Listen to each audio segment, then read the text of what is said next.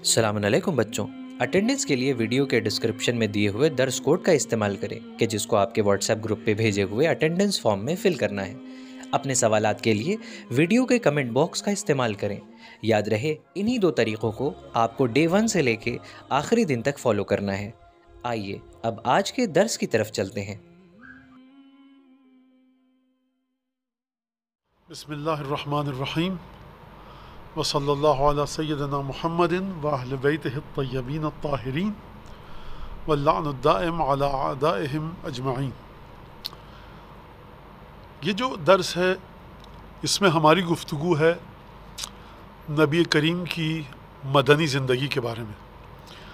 اچھا، ایک بات یقیناً آپ کے لیے واضح ہوگی کہ یہ جو گفتگو ہے ہماری، ہم اس گفتگو میں کیا کرنا چاہتے ہیں، اور یہ جو سارے درس ہیں، لیکچرز ہیں، مباحثات ہیں، نبی کریم رسول اللہ صلی اللہ علیہ وآلہ وسلم کی زندگی کے بارے میں یہ جو نکات بیان کیے جا رہے ہیں، یہ اس وجہ سے ہیں کہ جناب رسالت مآب کی شخصیت کے بارے میں یا تو ہم یہ ثابت کر دیں کہ آپ نبی تھے، اللہ کے رسول تھے، یا اگر کسی کو ہمارے دلائل فرض کیجئے پسند نہ آئیں تو وہ کم از کم یہ ماننے پہ تیار ہو جائے کہ رسالت مآب اگرچہ ہم رسول نہ بھی مانیں تو ایک غیر معمولی شخصیت تھی، یہ جو جس ذات کا، جس ہستی کا ہم ذکر کر رہے ہیں۔ اور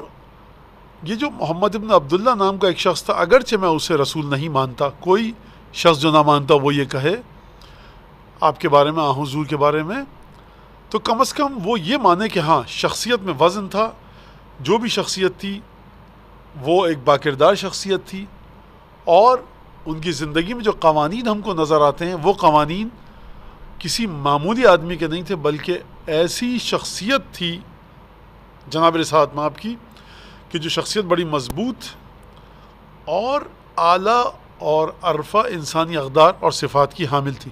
کم از کم ہم یہ ثابت کرنے میں کامیاب ہو جائیں ان دو میں سے ایک چیز ہے۔ اور جیسا کہ پچھلے درس میں یہ بات گزری کہ ڈیوائن اسپیکٹ اور ہیومن اسپیکٹ رسول خدا کا، یہ آپ کی یقیناً پیش نظر ہوگی بات۔ اب یہاں پر جو یہ بات ہے، ہم مدنی زندگی میں دیکھیں اور مکی زندگی میں، تھوڑا سا اس کو پیچھے جانا پڑے گا ہمیں، اور مکی زندگی کے بارے میں کچھ گفتگو کرنی پڑے گی۔ وہ یہ ہے کہ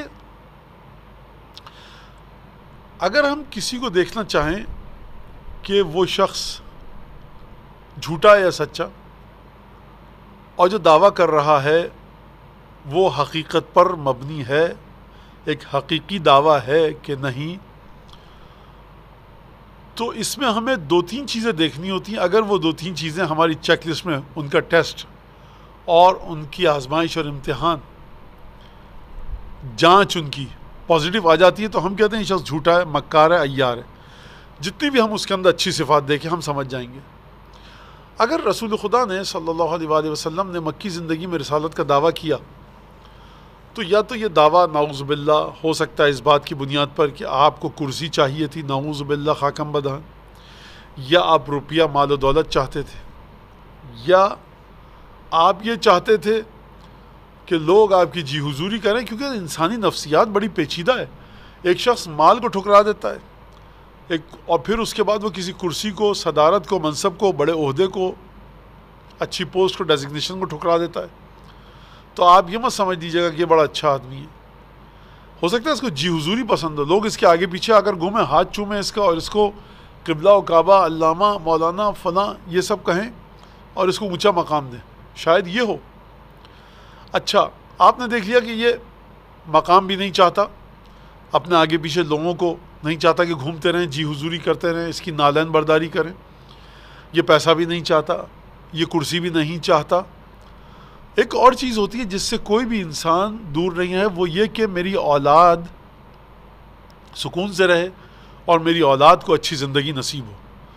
اگر میں چاہتا ہوں فرض کیجئے کہ کسی کہیں کا وزیر، منسٹر، کمشنر بن جاؤں، تو میں لوگوں کی خدمت کروں، مجھے پیسہ بھی آ رہا ہے، ٹھکرا رہا ہوں، میں بڑے سے بڑے عہدے کی پیشکش ہو رہی ہے، میں ٹھکرا رہا ہوں، اور پھر اس کے بعد میئر کی سیٹ پر بیٹھا ہوں میں فرض کیجئے، یا مثال کے طور پر گورنر کی سیٹ پر بیٹھا ہوں، تو میں رشوت بھی نہیں لے رہا، اچھے کام کر رہا ہوں، شہر والے خوش ہیں مجھ سے۔ لیکن یہ کیسے ثابت ہو کہ یہ شخص بڑا قربت اللہ ہے؟ ایک خواہش ہوتی ہے کہ میں تو چلیں جیسی میں نے زندگی گزار لی، لیکن میری جو اولاد ہے وہ اچھی زندگی گزارے اور اس کو میں اچھے عہدوں پر بٹھا کر جاؤں کم از کم۔ یہ ایک ناجائز خواہش نہیں ہے، اچھی خواہش ہے۔ اور اس سلسلے میں انسان اپنی ذات کو استعمال کرتا ہے اور اپنی ذات کے ذریعے جائز ناجائز، جائز کی بات نہیں کر رہا، ناجائز استعمال کرتا ہے۔ ہم مکی زندگی کے بارے میں ہم نے گفتگو کی کہ جہاں پر رسول خدا کی شخصیت کے نہایت سنہرے ابواب اور بڑے گولڈن چیپٹر ہمیں ملے، بہت خوشنما کردار دکھا، برداشت، صبر، تحمل، جناب خدیجہ کی دولت کو صدقہ اور خیرات میں دینا، پھر جناب خدیجہ کی حمایت، جناب خدیجہ کی مدد رسول خدا کے لیے، یہ سب چیزیں ہمیں دکھیں۔ مدنی زندگی میں جب ہم آتے ہیں اور کوئی شخص اگر ابھی تک مکے میں 13 سال رسول خدا کو دیکھ رہا ہے اور وہ انتظار کرے کہ ابھی وقت نہیں آیا، ابھی تو قلیل تعداد میں مائنورٹی میں ہیں، لہٰذا جب میجورٹی میں ہو جائیں گے تب دیکھیں گے محمد کا کردار کیا ہوتا ہے، تب دیکھتے ہیں دھونس دھاندلی کرتے ہیں کہ نہیں، تب دیکھتے ہیں کہ کب یہ سماج میں ظلم کرتے ہیں کہ نہیں۔ ابھی تو اکیلا ہے محمد، بنو ہاشم کے کچھ لوگ ہیں، سامنے پورا قریش کا قبیلہ ہے، کفار ہیں، مشرکین ہیں۔ تو اب 13 سال تک اس نے انتظار کیا مکے میں کہ نہیں، ابھی ذرا جلدی ہے کہ ہم یہ فیصلہ کر لیں اور فائنل ہمارا ڈیسیشن آ جائے، ورڈکٹ آ جائے کہ بھائی محمد ایک اللہ کا رسول ہے، ٹھیک ہے با کردار ہے، لیکن ہو سکتا ہے کہ کرسی کے لیے، پیسے کے لیے، اپنی اولاد کے اچھے فیوچر کے لیے یہ سب کام کر رہا ہو، اپنے قبیلے کے اچھے فیوچر کے لیے۔ یہ مولانا اچھا فیوچر کیا مطلب؟ بنو عباس، بنو امیہ لڑے، خون بہایا، دونوں مسلمان، دونوں کے دونوں مسلمان، اور خوب کشتم کشتہ اور کشت و خون، انہوں نے خون کی ندیاں بہا دیں اس وجہ سے کہ اپنی حکومت جم کر رہ سکے۔ اور پھر جب دیکھتے تھے کہ ہمارا فلاں نزدیک کا رشتہ دار قابل نہیں ہے کہ بنو عباس کے خاندان کی عظمت کو برقرار رکھ سکے، تو پھر اپنے بھائی کو دے دیتے تھے، کچھ دوسرے رشتہ داروں کو، تو ان کے درمیان کیا تھا کہ بنو عباس کے درمیان ہی یہ حکومت رہے۔ تو ایسا ہوا ہے، بنو امیہ کا بھی یہی حال تھا۔ شاہان مغلیہ، جو مغل ایمپرر تھے ہندوستان پر جنہوں نے حکومت کی، وہ یہی چاہتے تھے۔ البتہ ان کی حماقتیں، نادانیاں بہت تھیں کہ جس کی وجہ سے اتنی بڑی مملکت حصوں بخروں میں بڑھ گئی، بٹوارے ہو گئے، اور وہ اتنی بڑی عظیم سلطنت جو مغل دور میں تھی، اب وہ بہت ہی مختصر سا حصہ اس کا ٹوٹتے ٹوٹتے الگ رہ گیا۔ یہ ان کی بے صلاحیت لوگ تھے اور ان کو سمجھ میں نہیں آیا کہ کس طرح سے یہ سب کام کرنا چاہیے۔ بہرحال اب یہاں پر میں جو کہہ رہا ہوں بے صلاحیت اس وجہ سے نہیں کہ ظلم کو باقی رکھتے اپنے، نہیں، آپ عدل و انصاف کے ساتھ رہیے، رعایا کو ان کا حقوق دیجیے، کس طرح سے مملکت کو بچا کر رکھنے کے لیے عدل، انصاف، پاکیزگی، اچھے کردار کے سنہری اصول ہیں، اس کو رکھیے۔ یہ ایک الگ ٹاپک ہے، میں نے اشارتاً کہا مثال دینے کے لیے۔ اب کوئی شخص 13 سال تک رسول خدا کی زندگی کو دیکھ رہا ہے کہ اگر اس سے کہا جائے سرکار کلمہ پڑھ لیجیے، اب تو نبی کریم کو دیکھ لیا آپ نے، صادق اور امین، 40 برس سے پہلے کی زندگی، جب تک 40 برس کے نہیں ہوئے تھے سب صادق اور امین کہہ رہے ہیں، اور رسالت کی خبر دینے کے بعد بھی صادق اور امین کہہ رہے ہیں، امانت دار ہے، سچ بولتا ہے، کسی نے کوئی غلط کام کرتے نہیں دیکھا۔ تو کوئی کہے کہ نہیں ابھی رک جائیے ذرا، جیسا کہ میں نے پہلے کہا ابھی بڑی قلیل تعداد ہے، ذرا تعداد بڑھنے دی تب دیکھیں گے، ابھی پارٹی کی ان کے ممبرشپ شروع ہو رہی ہے، فارم بھرا جا رہا ہے، جب بڑے اچھی تعداد میں ہو جائے گی ان کے ساتھ جنتا تو تب دیکھیں گے کیا کرتے ہیں یہ، ابھی ذرا جلدی، ابھی رک جائیے۔ ہم نے کہا ٹھیک ہے رک جاتے ہیں 13 سال کی زندگی، اگرچہ 13 سال کی زندگی میں بھی کوئی بھی سیاہ دھبا یا جسے کہا جائے کہ کوئی بھی تاریک پہلو، ڈارک ایسپیکٹ نبی کریم کی شخصیت میں نہیں ہے، تمام کے تمام روشن پہلو ہیں، لیکن پھر بھی 13 سال۔ اب مدینے میں آ گئے، مدینے میں جب آئے تو خود بخود رسالت مآب کو ہیڈ آف دی اسٹیٹ کے طور پر وہاں پہ رکھا گیا، اور تمام کے تمام فیصلے نبی کریم کے پاس آتے تھے، خود بخود لوگ رسول خدا کے پاس آتے تھے. رسول خدا نے کوئی حکم نہیں جاری کیا تھا جاتے ہی فائنل ایک ورڈکٹ یا ڈکری مدینہ میں کہ سب میرے پاس آئیں گے، میں یہ کروں گا، میرے پاس آنا. لوگ خود بخود آتے تھے رسول خدا کے پاس. پہلا کام جو کیا مدینہ میں آنے کے بعد وہ کیا کیا؟ وہ یہ کیا کہ آپ نے ایک انصار اور ایک مہاجر ہر ایک کو ایک دوسرے کا بھائی بنایا. یہ ایک بڑی عجیب چیز ہے کہ جو کائنات میں ہیومن ہسٹری میں جہاں تک میرا مطالعہ ہے، اگر کسی اور کے مطالعے میں ہو اور آپ نے اسٹڈی کی ہو تو مجھے بتائیں، بالکل میں شوق سے سنوں گا، میرے علم میں اضافہ ہوگا. لیکن جہاں تک ہمیں پتہ ہے کہیں پر بھی یہ کام نہیں کیا گیا کہ جب ایک نئی سوسائٹی تشکیل دی جا رہی ہے تو اس کی بنیاد بھائی چارے پر ہے، اخوت پر ہے، بردرہڈ پر ہے کہ تم اس کے بھائی، تم اس کے بھائی، تم اس کے بھائی. یہ ایک عجیب سلسلہ. اور اس کے بعد پھر جب مدینے میں آنے سے پہلے جو کام ہوا ہے وہ یہ ہوا ہے کہ جب آپ مدینہ میں داخل ہوئے، لوگوں نے کہا یا رسول اللہ ہمارے گھر میں آئیے. مدینہ میں رسول خدا کا گھر تو تھا نہیں. رسول خدا نے کہا دیکھو ہمارا جو ناقہ ہے، جو سواری کی اونٹنی ہے، اس کو چھوڑ دو. فَإِنَّهَا مَأْمُورَةٌ، اسے حکم دے دیا گیا یہ جہاں بیٹھ جائے گی وہیں پر اسی کے گھر میں رکوں گا. اونٹنی چلتے چلتے چلتے چلتے ابو ایوب انصاری کے گھر میں رکی. جناب ابو ایوب انصاری رضی اللہ تعالی عنہ رضوان اللہ تعالی علیہ امیر المومنین کے ساتھیوں میں سے تھے، محبان اہل بیت میں سے تھے، اور ترکی میں ان کا مزار ہے. ابو ایوب انصاری ساتھی ہیں امیر المومنین کے، یعنی محبت کرتے ہیں امیر المومنین سے، محبان اہل بیت میں سے. ان کے گھر پر جا کر ہوگی. اب آپ اس کا فلسفہ دیکھیے. نبی کریم چاہتے تو پوچھتے بھائی بتاؤ ہم رسول ہیں، ہمارے پاس لوگ ملنے آئیں گے، تمہارے گھر میں بڑا گھر ہے کہ نہیں ہے؟ لوگ آ سکتے ہیں؟ نہیں. تو بیچارہ جو غریب ہوتا اس کا دل ٹوٹ جاتا کہ ہمارے گھر میں نہیں آیا، دیکھا ہمارا گھر چھوٹا تھا. بھائی آپ کیا کرتے ہیں؟ وہ ظاہر سی بات ہے رسول خدا جا رہے ہیں کسی گھر میں تو روزانہ 10 15 20 آدمی تو ملنے آئیں گے. تو جب ملنے آتے تو کھانا پینا کہاں سے ہوتا؟ اب آج کی طرح تو نہیں کہ آپ نے چائے بسکٹ بھی پلا دیے تو ٹھیک ہے مہمان کی تواضع ہو گئی وہ چلا گیا. اگر کوئی کھانے کے وقت آ رہا ہے وہی جو کی روٹی، کھجور، دودھ، دہی، پنیر، شہد، مکھن، یہ جو اس زمانے میں چیزیں ملتی تھیں وہی ہیں. بوجھ ہوتا. یہ ایک مسئلہ اس میں آ سکتا تھا. یہ میں اپنے احتمالات بتا رہا ہوں، میں نہیں کہہ رہا کسی روایت میں آیا، لیکن کامن سینس یہ کہتی ہے. اگر کسی کے پاس کامن سینس ہو تو بہرحال نبی کریم نے کیا کیا؟ پہلا کام دیکھیے رحمت کے سائے میں کہ یہ اونٹنی جہاں بیٹھ جائے کسی کو بھی اعتراض نہیں ہو سکتا. اگر رسول خدا جاتے تو کہا جاتا تمہارے گھر میں نہیں آئے، دیکھا ہمارے گھر میں آئے. اب کوئی یہ نہیں کہہ سکتا اونٹنی بیٹھ گئی، اس میں رسول کا کوئی قصور نہیں ہے. کوئی رسول سے شکوہ نہیں کر سکتا، گلامن نہیں ہو سکتا. تو یہ تو پہلی بات. پھر دوسرا مرحلہ بھائی چارہ، پھر مال تقسیم کرنے کو کہا. اب آپ یہاں پر آ کر دیکھیے کہ کچھ لوگ مسلمان ہوئے جن کی تعداد 450 تھی. نبی کریم مدینہ میں پیسے والے بھی ہیں، مدینہ میں نہایت غریب لوگ بھی ہیں. سیرت کو دیکھیے آپ، کردار کو دیکھیے کہ سچائی کو دیکھیے کردار کی. اصحاب صفہ ہوئے جن کے پاس نہ کھانے کو ہے، نہ تن ڈھانپنے کو مناسب لباس ہے. سردی پڑتی ہے مدینہ میں شدید، گرمی بھی شدید. گرمی میں دھوپ سے بچنے کے لیے کوئی جگہ چاہیے، سردی میں اونی کپڑے چاہیے، آگ جلانے کے لیے لکڑی چاہیے. یہ سب آج بڑی آسان چیز ہے. 1400 سال پہلے جائیے تو لکڑی پیسے سے آتی ہے، لباس کہاں سے خریدیں گے؟ تو یہ مسجد نبوی میں رہتے تھے اور نبی کریم ان کو تعلیم دیتے تھے. 450 کے قریب تھے. اب آپ مجھے بتائیے کہ ہم جو یہ سنتے ہیں کہ رسول خدا کا لباس انتہائی کم قیمت ہوتا تھا، رسول خدا کئی دن کبھی کئی پہروں کھانا نہیں کھاتے تھے. تو اب رسول خدا نے اپنے آپ کو کس کے مقام پر، یہ ہمارے پاس روایت آئی ہے کس مقام پر رسول خدا نے رکھا آپ کو. جب معراج پر رسول خدا گئے تھے تو پروردگار نے جو وعدے لیے تھے اس میں سے ایک وعدہ یہ تھا کہ تم بھوکے رہو گے، اور جب تم دیکھو گے کہ تمہاری امت میں کوئی شخص ضرورت مند ہے اور اسی چیز کی ضرورت تم کو بھی ہے تو تم قربانی دیتے ہوئے ایثار اور سیکریفائنگ ایک اسپرٹ کے ساتھ وہ چیز امت کے اس شخص کو دے دو گے. رسول خدا نے وعدہ کیا ہے. آپ توجہ کیجئے کہ معراج پر جا رہے ہیں اور رسول خدا سے وعدہ کیا لیا جا رہا ہے؟ امت کی فلاح و بہبود، ویلفیئر اسٹیٹ بنانے کے لیے امت کا سوچو. لہٰذا رسول خدا کے بارے میں جو کہا تھا غریب تھے، غریب نہیں تھے. ہمارا کوئی بھی امام غریب نہیں تھا.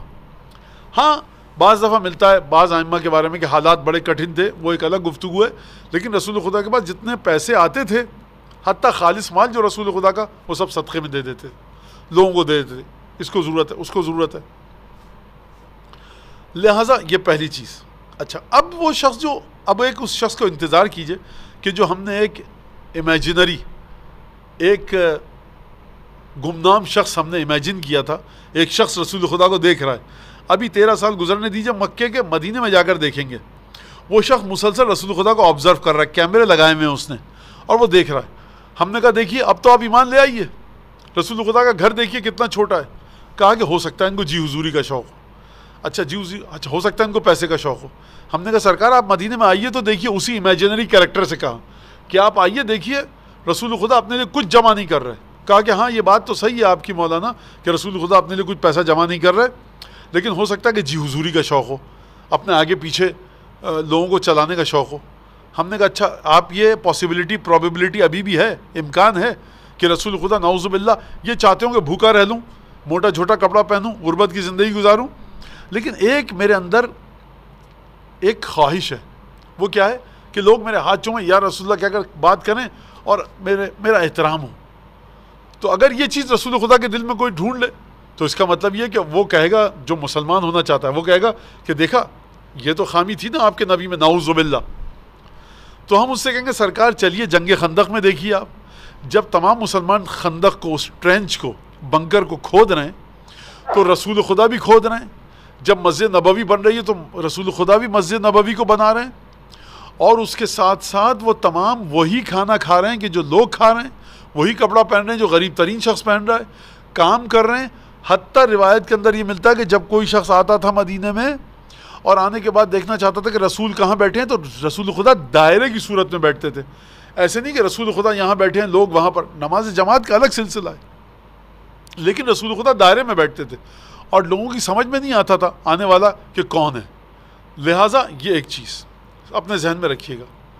پھر اس کے بعد آپ جنگوں کے انداز کو دیکھیے رسول اللہ کے، کہ جنگیں کس طرح سے کی ہیں آپ نے، اور جنگوں کے اندر جو کام ہوئے ان کے بارے میں دیکھیے. جنگوں کے اندر جو احکام دیے جاتے تھے کہ ہرے بھرے درختوں کو قطع مت کرنا، مت کاٹنا، کھیتی کو آگ مت لگانا، عورتوں کو بچوں پر رحم کرنا، یہ تمام کی تمام چیزیں جو ہمیں مسائل میں بتایا گیا یہ رسول خدا کی طرف سے ہیں.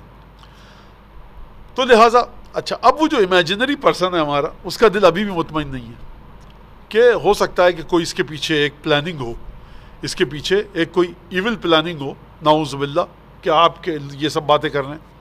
تو ہم کہیں گے کہ سرکار آپ اپنے اوپر تو برداشت کر سکتے ہیں تکلیفوں کو، لیکن ہمیں یہ بتائیے کہ اگر انسان کی بیٹی ہو اور ایک ہی بیٹی ہو، اور پھر انسان کا چچازاد بھائی ہو جو اس کا داماد بھی ہو، اور وہ انسان چچازاد بھائی سے اور اپنی بیٹی سے اور اس داماد سے بے پناہ محبت کرے، اور پھر اسی بیٹی سے 2 نواسے ملے ہوں جن سے بے تحاشا محبت کرے، اتنی محبت کرے کہ ان کے لیے ناقہ بن جائے، کندھے پہ بٹھائے، آغوش میں بٹھائے، زبان چسائے ان کو اپنی، نماز میں وہ نواسا اگر پشت پہ سوار ہو جائے تو سجدے سے جلدی سر نہ اٹھائے، ممبر سے اتر آئے. تو یہ سب باتیں اس بات کی دلالت کرتی ہیں، اس بات کا پروف اور ثبوت ہیں کہ حضرت ختمی مرتبت کو اپنی بیٹی، اپنے داماد اور چچاد بھائی، اپنے دونوں نواسوں سے کتنی محبت تھی. یہ بات تو واضح ہے نا.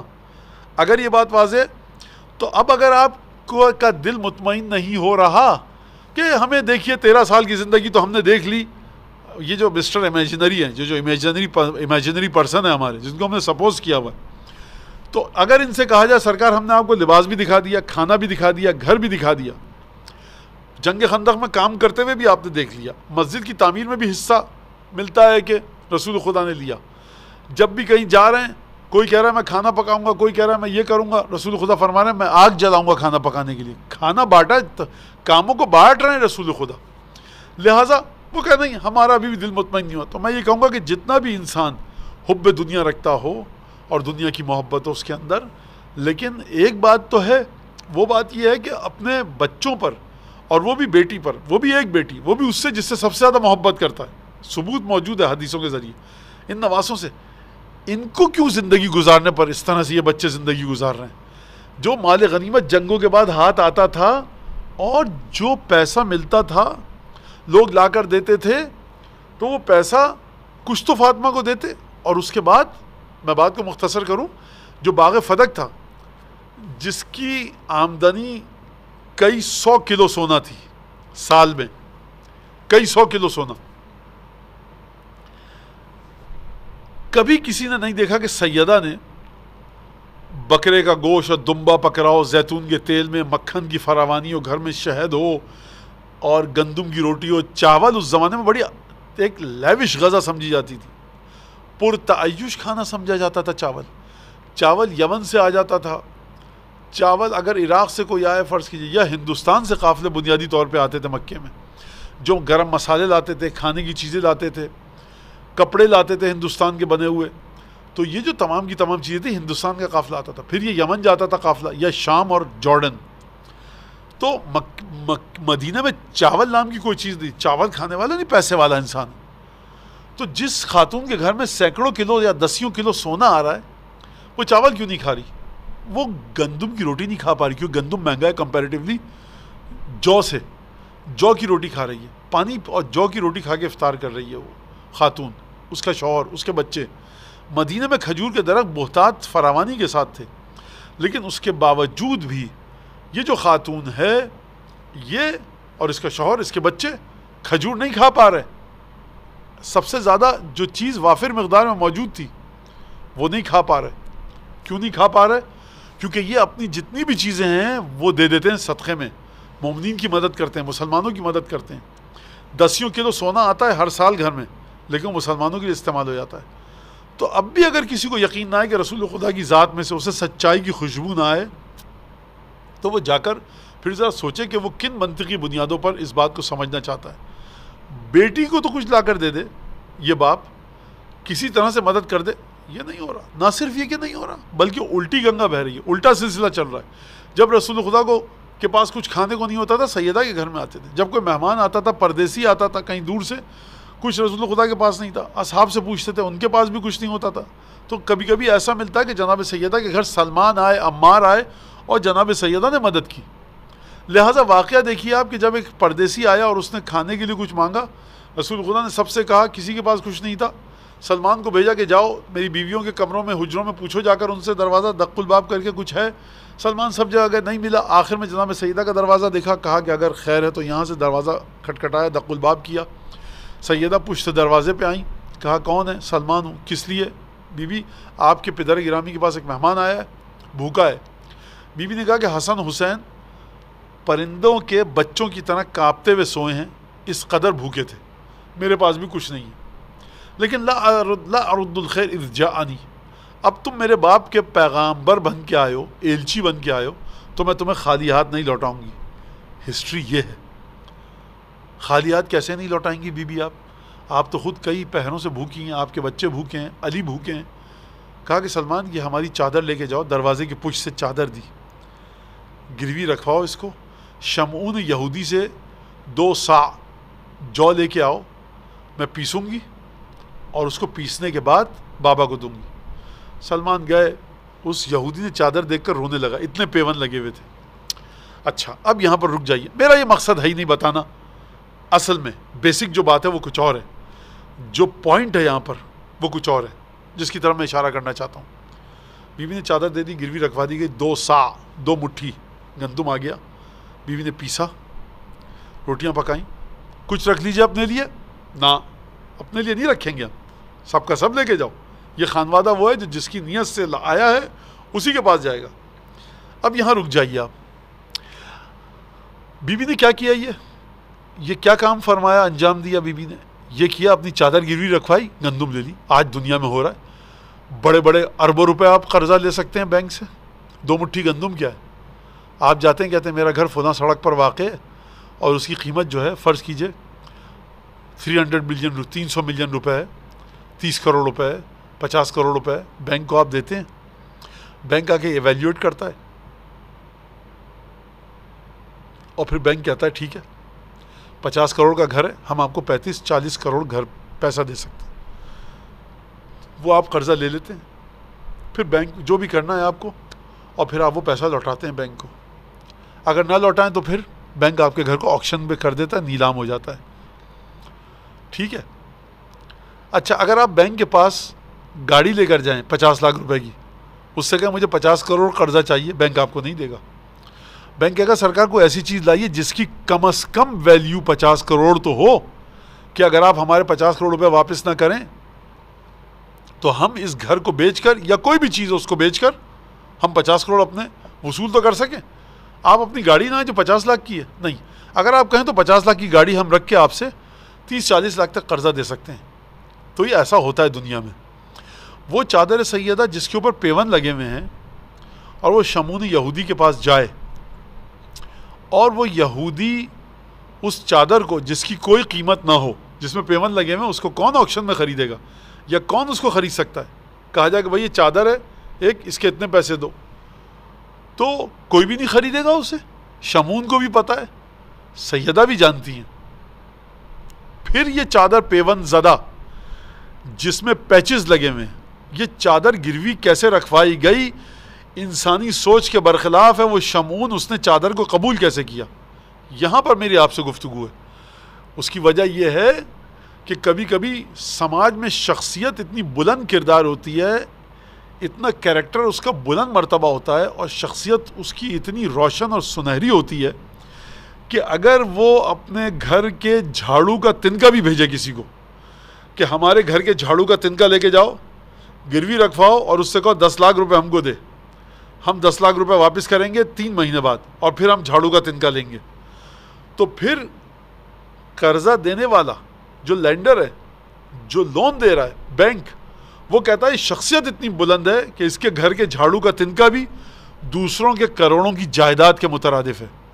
ہم اس شخص کی یہ جو اس نے اپنی چیز بھیجی ہے، پراپرٹی، اپنی بلانگنگ میں سے ایک چیز بھیجی ہے، اپنی ملکیت میں سے ایک چیز، ہم اس کی قیمت کو نہیں دیکھ رہے مارکیٹ میں کیا ہے، ہمیں نہ بیچنی ہے نہ بکے گی، نہ کوئی خریدے گا، ہم اس کی زبان کو دیکھ رہے ہیں. لہٰذا سیدہ نے جو پیون زدہ اپنی چادر دی اور اس کی بنیاد پر گندم دیا، شمون یہودی کو بھی پتا ہے کہ یہ نبی کی بیٹی کی زبان ایسی ہے کہ اگر اس بیٹی نے کہا ہے کہ ہم تمہیں یہ جو واپس کریں گے اور چادر مل جائے گی واپس، قرضہ اسی وقت لیا جاتا ہے گروی رکھوا کر، تو یہ سچ کہہ رہی ہیں. لیکن بہرحال اس نے دیکھا، رونے لگا اور وہیں پر وہ مسلمان ہوا.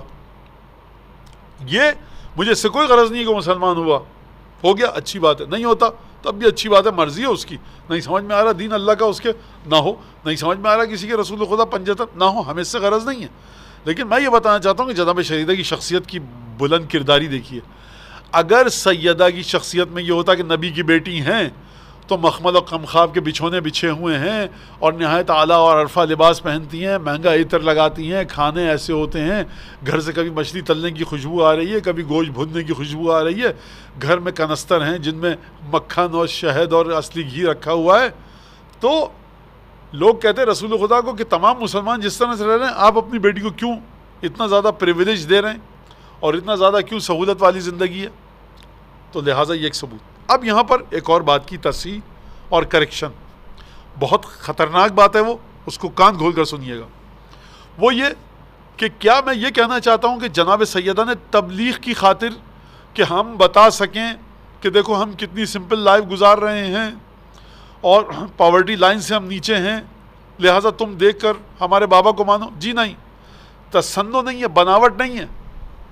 یہ اس لیے نہیں ہے کہ لوگ ہمیں دیکھیں متوجہ ہوں کہ ہم کتنی سمپل لائف گزار رہے ہیں، بلکہ ذات سیدہ کا تقاضا ہے، فطرت اور مزاج سیدہ یہ ہے کہ جب کوئی محتاج اور مستحق آئے تو اپنے کو مصیبت میں ڈال کر اس کی مدد کرنا. یہ وہی وعدہ ہے کہ جو شب معراج دیا گیا رسول خدا سے کہ تم جب بھی دیکھو گے، اپنے الفاظ میں بتا رہا ہوں، جب بھی دیکھو گے کہ کوئی بھوکا شخص ہے تو تم اس کے پیٹ کو بھرو گے اور اپنے اوپر کو قربانی دو گے، ایثار کرو گے، سیکریفائز کرو گے اور اس کی مدد کرو گے، اس کے مسئلے کو حل کرو گے. لہٰذا یہ ایک بہت بڑا مسئلہ ہے. اسی طرح سے آپ دیکھیے کہ جناب امیر، اچھا ایک اور اسی چادر والے واقعے سے ایک اور نقطہ نکالوں آپ کے سامنے. چادر کس کی ہے؟ یہ فاطمہ کی. فاطمہ کون ہے؟ محمد کی بیٹی. محمد کون ہے؟ Head of the state. سرکار آپ ایس ایچ او اور سینئر ہاؤس آفیسر اور انسپیکٹر کو چھوڑیے، کسی کانسٹیبل کا بیٹے اور بیٹی کو آپ کچھ بیچیں نا، اور اگر وہ کہے کہ اگر واپس کرو ہم سے، آپ کہیں سرکار یہ تو آپ نے جوتا پہن لیا، سول گھس گیا، رنگ اڑ گیا، اب ہم واپس نہیں کریں گے. کہے گا واپس کرتے ہو کہ میں ابھی تمہیں تھانے میں تمہارے خلاف جعلی پرچہ لکھوں؟ آپ کہیں سرکار یہ جوتا بھی واپس کر رہے ہیں اور یہ پیسے بھی لے جائیے اور جتنے جوتے چاہیے آپ اٹھا کے لے جائیے. جب بھی کوئی طاقتور شخص آتا ہے معاشرے میں، ہمارے یہاں انڈو پاک کے اندر بر صغیر میں، پولیس میں ہو، وکیل ہو، عدالت کا ہو، اس سے سب ڈرتے ہیں. عدالت سے جس کا تعلق ہے اس کو کوئی گھر کرائے پہ دیتے ہوئے سب ڈرتے ہیں. کیوں؟ خالی نہیں کرے گا، حرام کام ہے. یہاں سن لیجئے مسئلہ. اگر آپ کا مالک مکان کہہ رہا ہے آپ کا ایگریمنٹ ہم سے ختم ہو گیا، آپ حرام کام کر رہے ہیں، گناہ کبیرہ کر رہے ہیں، جہنم کما رہے ہیں، آپ کی نماز باطل، آپ کا تیمم باطل، آپ کا غسل باطل، آپ کی تمام کے تمام جتنا پانی آپ استعمال کر رہے ہیں اس کا وہ گناہ کر رہے ہیں، آپ باطل کام کر رہے ہیں، کوئی طہارت آپ کی انجام نہیں پا رہی.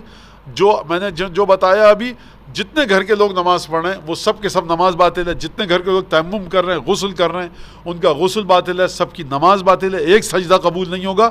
اگر آپ نے کہا کہ ہم نے تو کورٹ میں کرایہ جمع کر رہے ہیں، مالک مکان نے کہہ دی، ارے مولانا مالک مکان ہندو ہے، سکھ ہے اور ہم تو مسلمان ہیں، آپ ہماری بات کیجئے. نہیں سرکار، مالک مکان آپ کا ہندو ہے، آپ سکھ ہے، جین ہے، ایتھیسٹ ہے. اس نے کہہ دیا کہ آپ کی میری ایگریمنٹ ختم ہو رہا ہے، آپ کا میرا 25 مئی کو 2022 کو، تو یا تو آپ اس کی اجازت سے اوور اسٹے کیجئے، اور اجازت نہیں دے رہا تو سامان اٹھائیے اور خاموشی سے باہر نکل جائیے. عدالت کے زور پر اگر آپ نے یہ کام کیا کہ اس کو مجبور کیا، یہ کام آپ کا حرام ہے.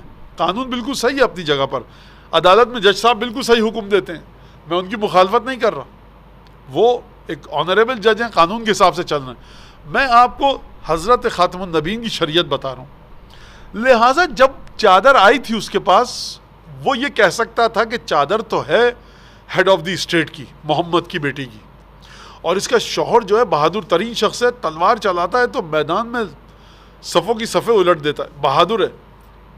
کون ان کے منہ لگے؟ نہیں بھیا، سلمان فارسی لے جاؤ چادر، ہمیں کچھ نہیں کرنا، تمہارے نبی کے گھر والوں کے ساتھ بڑے خطرناک لوگ ہیں.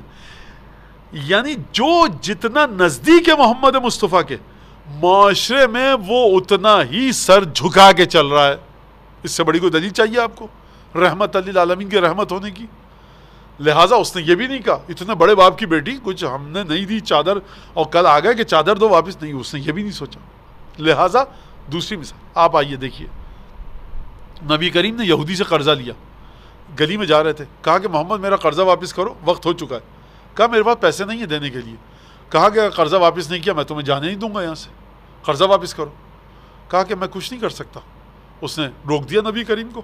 اچھا کرنا کیا چاہیے تھا؟ مجھے روک رہے ہو، مدینہ میری اسٹیٹ ہے، بلاؤ ذرا فلاں صحابی آؤ ذرا ان کو ٹھیک تو کرو دماغ ان کے، اتنے ان کے جوتے لگاؤ کہ بھول جائے یہودی ہے، ارے مسلمانوں کا دشمن، توہین رسالت کر دی، یہ کر دیا وہ کر دیا. آج کل کا مسلمان سوچتا نہیں ہے، آج کل کا مسلمان کہ کر کیا رہا ہے وہ، اس کو بس ایک عجیب بوکھلاہٹ اور باولے پن کا شکار ہے.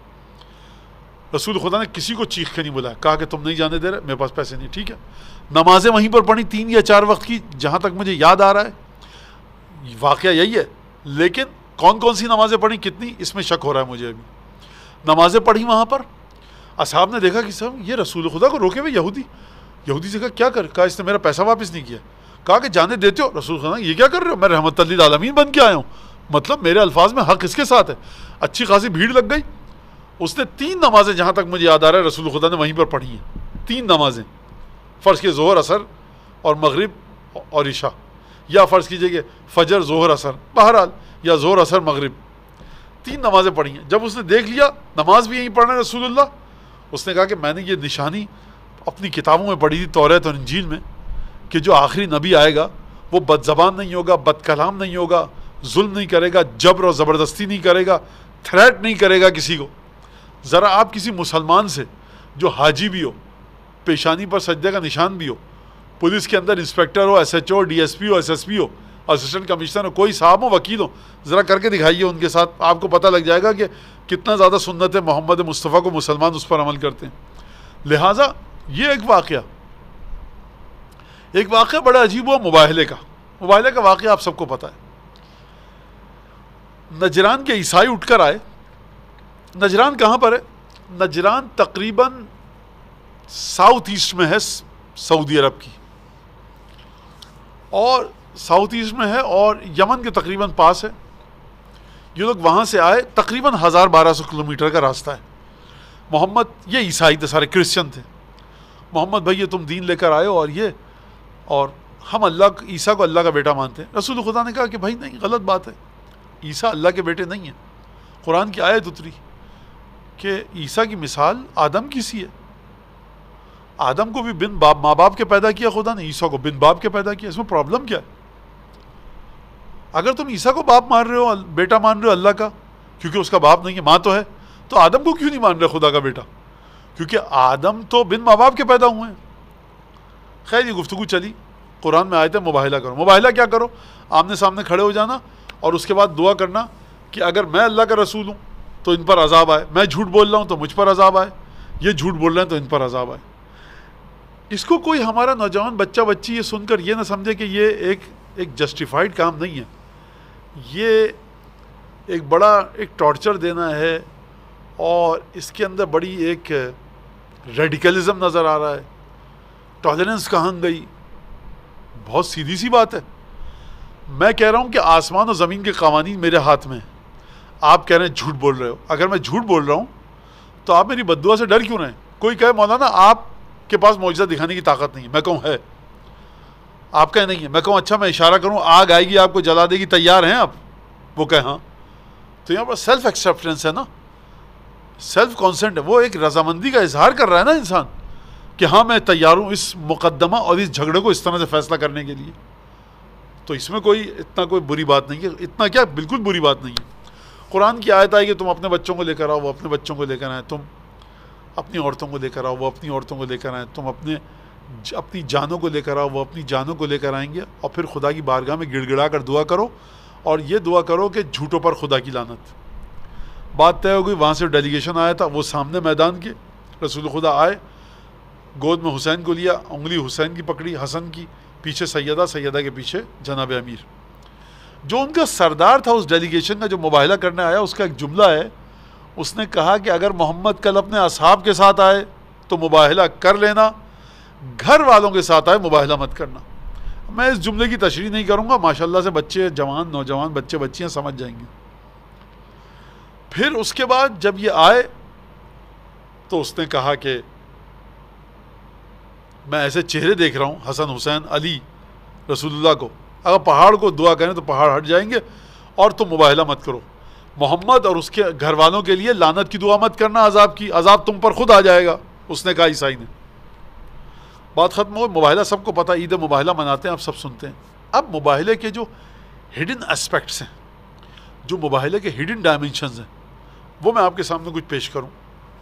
وہ یہ کہ وہ اٹھ کر کہاں سے آیا ہے. نجران کے جو کرسچنز ہیں وہ اٹھ کر کہاں سے آئے ہیں؟ وہ آئے نجران سے، ساؤتھ ایسٹرن ریجن سے، یمن کے بارڈر سے. اٹھ کر کہاں پر آئے؟ رسول خدا کی ٹیریٹری میں. ڈر ہونا چاہیے نا، خوف کہ ہم رسول کے ساتھ بحث کریں گے. اگر اس نے حکم دیا تلوار نکالو اور کاٹ دو، آج کل کے جاہل اور احمق مسلمانوں کی طرح سے کہ بھائی آپ مسلمان ہوئیے یا ہم آپ کو قتل کر دیں گے. یہ اس کا اسلام سے کوئی تعلق نہیں ہے. یہ حیوان لوگ ہیں، یہ حیوان ہیں، جانور ہیں. یہ انسان، مسلمان تو کیا انسان کہلانے کے لائق نہیں. دین کبھی بھی اس طرح سے نہیں پھیلایا جا سکتا، اور نہ دین پھیلائے مسلمان ہو جاؤ ورنہ گردن کاٹ دیں گے. یاد رکھیے گا. تو یہ شخص جو مباہلے والے ہیں، یہ اٹھ کر آئے کہاں پر؟ مدینہ میں. 5-6-7 لوگ ہیں. مدینہ کس کے ہاتھ میں؟ رسول خدا کے. مدینہ کی آرمی رسول خدا کے ہاتھ میں. میں کہوں بیوروکریسی رسول خدا کے ہاتھ میں. ایک سے بڑھ کر ایک صحابی ہیں وہاں پر، سب سے بڑھ کر اسد اللہ الغالب امیر المومنین علی بن ابی طالب وہاں پر موجود ہیں. مباہلہ کب ہوا ہے؟ مباہلہ ہوا ہے تقریباً 9 یا 10 ہجری میں. جنگ خیبر ہو چکی ہے، جنگ خندق ہو چکی ہے، جنگ بدر احد ہو چکی ہے. علی کی بہادری کی دھاک بیٹھ چکی ہے. سب کو پتہ ہے کہ علی نام کا چچا بھائی ہے، داماد ہے، بہت بہادر ہے، اکیلا پورے لشکر سے لڑ سکتا ہے، اور بڑے بڑوں کو زمین چٹوائی ہے. سب داستان پہنچ چکی ہے. وہ علی ساتھ ہی رہتا ہے اس محمد کے. ان کو ڈر کیوں نہیں لگا کہ ہم جا کر سامنے کھڑے ہو کر بحث کریں؟ ذرا آپ کسی مولانا سے جا کر اس کی مسجد میں جب اس کے مرید بیٹھے ہوں، اس کے عقائد پر اعتراض کر کے دیکھیے. آپ یہ جو بات کہہ رہے ہیں غلط کہہ رہے ہیں، قرآن کے خلاف ہے. مرید بفر کے کھڑے ہو جائیں گے. کسی جاہل مسلمان مولوی کے پاس جائیے، کسی جاہل پنڈت کے پاس جائیے، کسی بھی مذہب کے جاہل انسان کے پاس جائیے جس کے پاس اخلاق نہ ہو. آپ جا کر مندر ہو، گردوارہ ہو، سیناگوگ ہو، چرچ ہو، مسجد ہو، امام باڑا ہو, کہیں بھی جائیے, اگر جاہل انسان ہے, کنورسیشن, ڈائلاگ, ڈیبیٹ, گفتگو, اس کے اوپر یقین نہیں رکھے گا, بات سمجھائے گا نہیں, چیخنے چلانے لگ جائے گا, اور ایک ہلڑ بازی اور ایک غل مچ جائے گا, اور چیخ پکار کے طاقت کے ذریعے کافر ہو گیا, فلاں ہو گیا. یہ بات ہمیشہ ہوتی ہے. لیکن رسول خدا کے بارے میں نجران کے عیسائیوں کو اتنا یقین ہے, اتنا پکا یقین ہے کہ ہم, بچوں کے لیے کہہ رہا ہوں یہ جملہ, ہوم گراؤنڈ میں جا رہے ہیں, ہوم کراؤڈ بھی ہوگا, ہوم گراؤنڈ بھی ہوگا. اگر محمد نے حکم دے دیا, چپکے سے رات کو سو رہے ہیں نا, یہ گردنیں کاٹ دو سب کی, اور وہیں دفن کر دینا, پتہ بھی نہیں چلے گا, اور خبردار کوئی کسی کو بتائے. چپکے سے 2 کو بھیجتے, وہ بیچارے سو رہے ہوتے, گردنیں کاٹ دیتے, 2-4 کوڑے لگوا دیتے, کہتے تم ہم سے پوچھ رہے ہو, ان کا مال وال سب چھینو, ان کو قید میں ڈالو, اور پھر ذرا ان کو بتائیں گے یہ ہم سے بات کرنے آئے عیسیٰ پر. مباہلہ ہو رہا ہے. یعنی میں رسول خدا کی بات نہیں کر رہا, میں عیسائیوں کی بات کر رہا ہوں کہ ان کو کتنا اطمینان تھا سرکار ختمی مرتبت رسول اللہ صلی اللہ علیہ وآلہ وسلم کی شخصیت پر, کہ ہم ہوم گراؤنڈ میں جا رہے ہیں, ہوم کراؤڈ میں جا رہے ہیں. اپنے ساتھ ہمارے پویلین میں کوئی ہمارا تماشا دیکھنے والا, کوئی اسپیکٹیٹر نہیں ہوگا, کوئی ہمیں جوش دلانے والا نہیں ہوگا, کوئی ہمیں سپورٹ کرنے والا نہیں ہوگا, ہم اکیلے ہوں گے.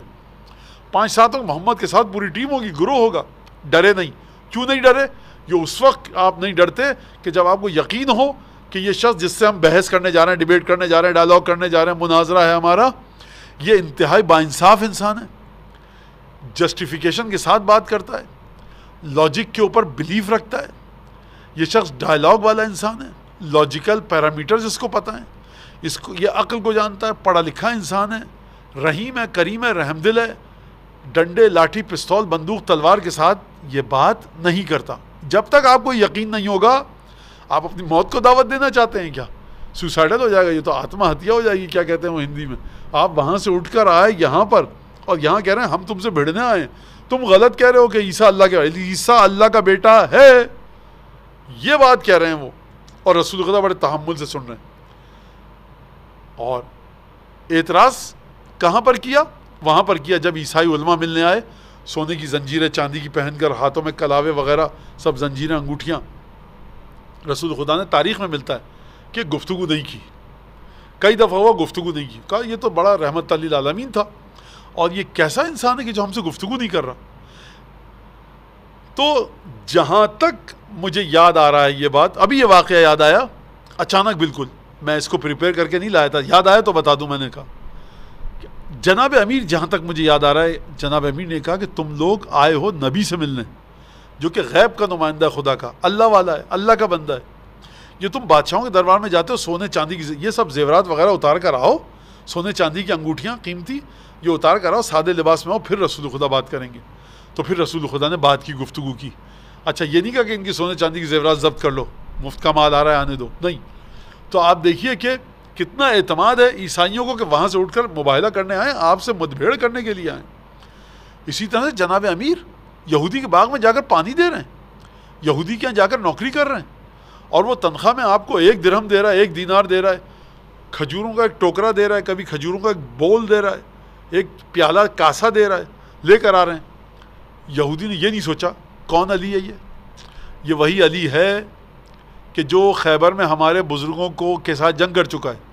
یہ وہی علی ہے جو بڑا بہادر ہے, تلوار زن سے چلاتا ہے, سمجھ میں بھی نہیں آتا کیسے دشمنوں کو قتل کرتا ہے میدان جنگ میں. وہ یہودی علی بن ابی طالب کے ساتھ معاملہ ڈیلنگ میں آ رہا ہے, بائنگ یا سیلنگ, علی بن ابی طالب کو ہائر کر رہا ہے.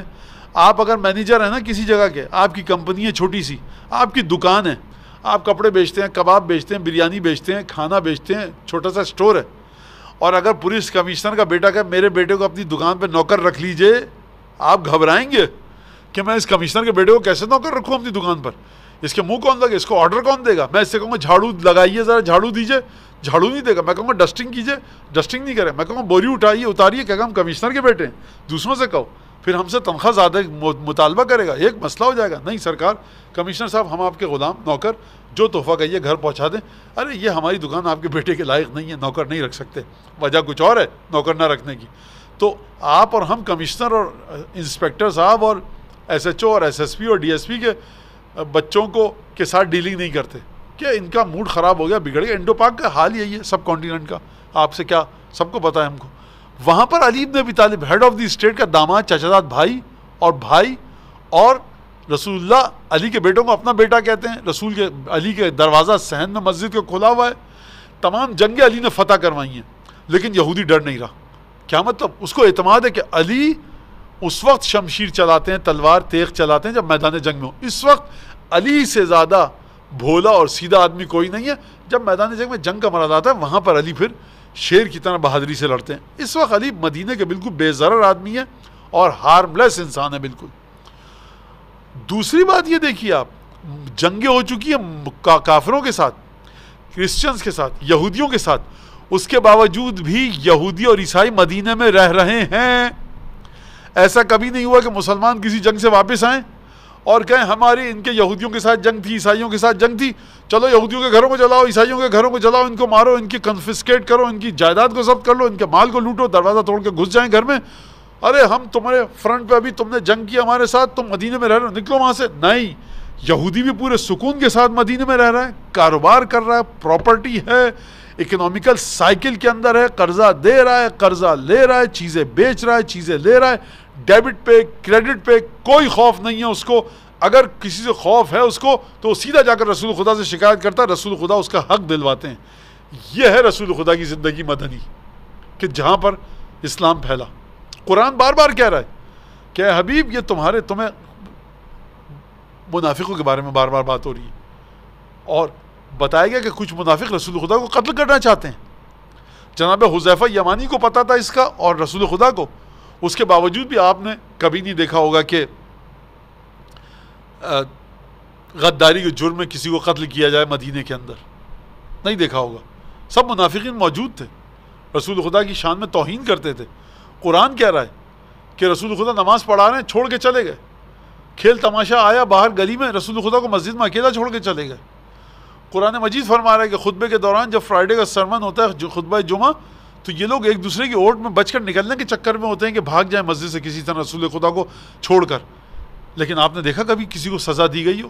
آپ نے دیکھا کبھی مار پیٹ تک نوبت آئی ہو؟ کسی کے درے تازیانے لگے ہوں, ہنٹر لو, تلوار چلا کے اس کو اچھی طرح سبق سکھاؤ؟ نہیں ہوا. لہٰذا یہ مدنی زندگی ہے جو ہمیں بتاتی ہے کہ رسول خدا کے اندر وہ تمام معیارات بدرجہ اتم کرسٹل کلیئر موجود ہیں, آپٹیمم لیول پہ اپنے, کہ جو ایک نبی کو جن کے ذریعے پہچانا جا سکتا ہے, اور شک نہیں رہتا کہ رسول خدا ایک معصوم پیغمبر ہیں جو خدا کی طرف سے آئے ہیں. امید ہے کہ یہ گفتگو واضح ہوئی ہوگی آپ کے لیے, اور بہت شکریہ آپ کے وقت کا. وآخر دعوانا ان الحمدللہ رب العالمین, وصلی اللہ علی سیدنا محمد و اہل بیتہ الطیبین الطاہرین.